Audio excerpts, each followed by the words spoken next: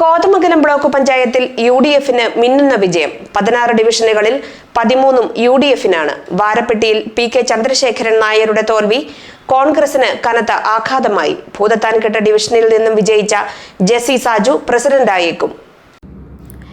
Kothamangalam block പഞ്ചായത്തിന്റെ ചരിത്രത്തിൽ ആദ്യമായാണ് ഒരു മുന്നണിക്ക് തുടർഭരണം ലഭിക്കുന്നത്. ഇത്തവണ മിന്നുന്ന വിജയവുമായാണ് UDF ഭരണം നിലനിർത്തിയത്. 16 ഡിവിഷനുകളുള്ളതിൽ 13 UDF നേടി.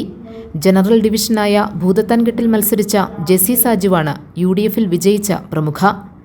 CM Baby Kottappady, Binsy Mohan Idamalayar, Chinchu P Abraham Kuttampuzha, Ranikutty George Keerampara, Megha Shibu Kavalangad, Priyanka Tomy Nerimangalam, PM Siddique Nellimattom, Sijo John Paingottoor, Jacob Varghese Pothanicad, Rajesh Kunjumon Pallarimangalam, Vrinda Manoj Cheruvattoor, Vijoy Pulinattu Pindimana എന്നിവരാണ് വിജയിച്ച UDFകാർ. ഐക്യജനാധിപത്യ മുന്നണിക്ക് അനുകൂലമായി കേരളം വലത്തോട് തിരിഞ്ഞ് നിൽക്കുന്ന കാഴ്ചയാണ് നമ്മൾ കാണുന്നത്. വളരെ മനോഹരമായ ത്രിവർണ്ണ സന്ധ്യയായി ഇന്ന് മാറും.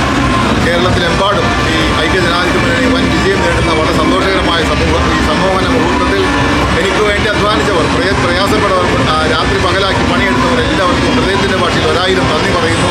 തീർച്ചയായും നിങ്ങൾ നൽകിയ വിശ്വാസം പരിപൂർണമായും കാത്തുസൂക്ഷിച്ചുകൊണ്ട് നമ്മുടെ നാടിന് നന്മയ്ക്ക് വേണ്ടി പ്രത്യേകിച്ച് നെടുമ്പാറ പോലുള്ള പ്രദേശങ്ങളിൽ കുടിവെള്ള പ്രശ്നം അടക്കമുള്ള വലിയ പ്രശ്നങ്ങൾ പരിഹരിക്കുന്നതിന് വേണ്ടി ഇടപെടൽ എൻ്റെ കഴിവിൻ്റെ പരമാവധി ഞാൻ നടത്തുമെന്ന് മാത്രം ഈ അവസരത്തിൽ പറയുന്നു.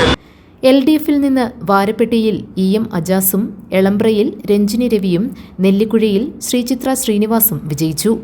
വാരപ്പെട്ടിയിൽ PK ചന്ദ്രശേഖരൻ നായരുടെ പരാജയം UDFന് കനത്ത ആഘാതമായി. പാർട്ടിക്കുള്ളിലെ പ്രശ്നങ്ങൾ പരാജയ കാരണമായെന്നാണ് വിലയിരുത്തൽ.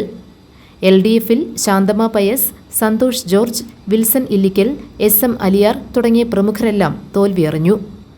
News desk GTV news.